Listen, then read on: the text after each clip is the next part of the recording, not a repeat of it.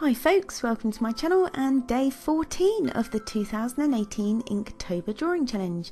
Today the word prompt is clock, which is a bit challenging if, like me, you've chosen an animal themed Inktober. But I came up with the idea of dandelion clocks and found a really pretty reference picture with a beautiful butterfly sitting amongst the dandelions. So if you like this video, please give it a thumbs up, comment, and why not subscribe to my channel where I'm posting a daily art video throughout the month of October. So today I've chosen to use my Ecoline paints, and my aims for this painting were to do a blurry background and try dropping in white ink onto wet paper to get some nice effects for the dandelions. So I started off by wetting the entire background, not including the butterfly, with clean water, and then dropped in some bronze green and then a darker mix of green and black. I had to work quite quickly with adding the white ink to get the blurring effect I wanted, and it did work to a degree, but perhaps not quite as well as I'd hoped. This could also be because my green wasn't dark enough for it to be very noticeable, but that's something I can try again differently next time.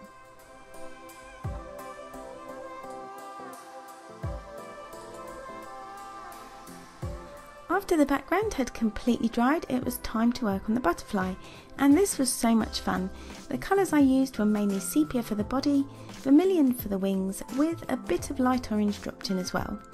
I really loved the way the colours mixed on the paper and have become a bit more relaxed about the occasional bleed where the colours mix together unintentionally, which is good because it means I'm a bit less uptight about getting everything perfect.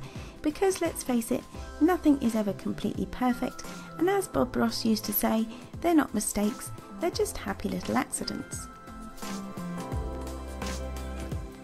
So far I felt this piece was going okay today.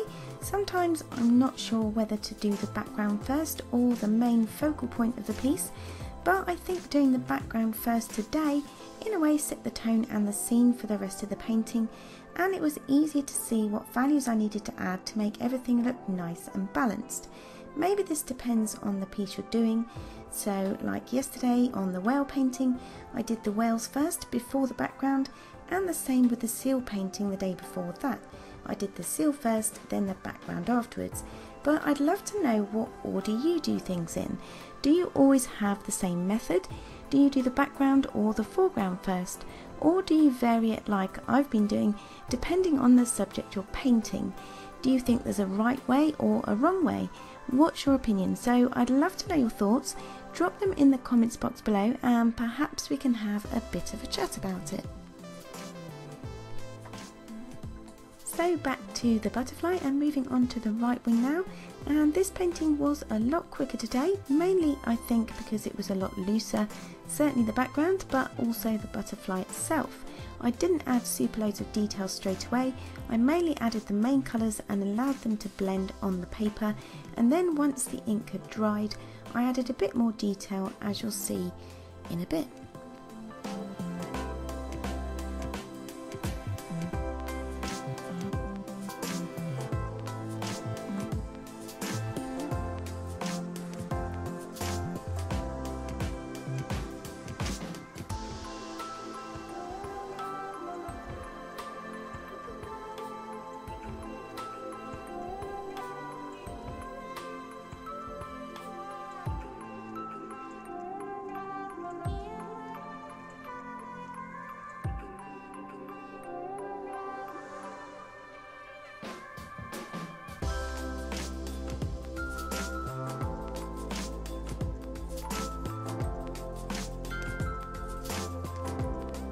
So then it was time to go back to those dandelion heads, and just using my paintbrush and a diluted sepia colour, I just added a bit more definition around the seed area just to make it stand out, as it had dried a lot lighter, and I didn't really want to have to go back in and do the whole of the background to the entire piece again, so I just added a little bit of detail to make those stand out a little bit more.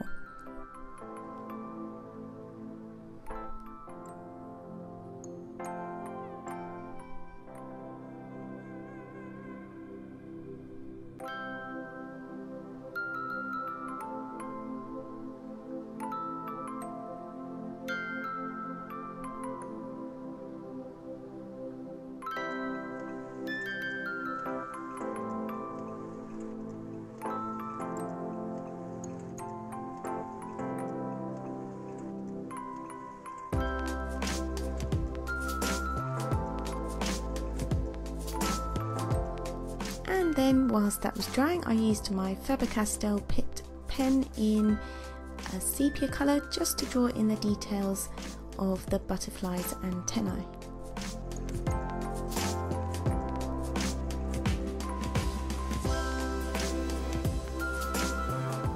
And I used this also to put in some more details onto the butterfly's body, adding a few little hairs and also some detail to the wings and the edges of the wings there as well.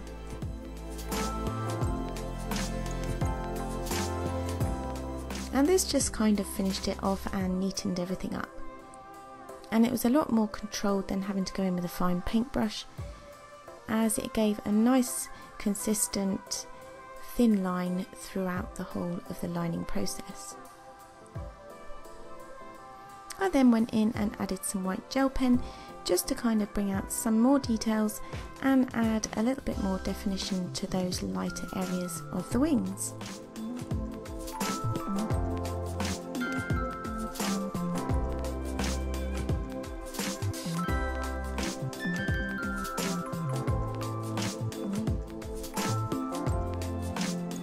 I then decided to go in with the same white gel pen and add a bit more detail to those dandelion seeds. And I alternated this with using a grey fine liner as well, which didn't really show up that much. I didn't want to go in with black and I thought the grey would work better, but actually it's a really fine one. I think it's 0.05. And it was almost too thin to show up and was a bit scratchy on the paper, so I didn't do too much of that, but I did then try and add some more details with some white ink and a very fine paintbrush just to put in some more details and make those dandelion heads look really feathery. I then added a bit more contrast with a bit more of the sepia colour and a few highlights and details to the actual dandelion head itself before it was finished. So if you've liked this video, please don't forget to give it a thumbs up, comment and subscribe to my channel, and I'll see you all again tomorrow.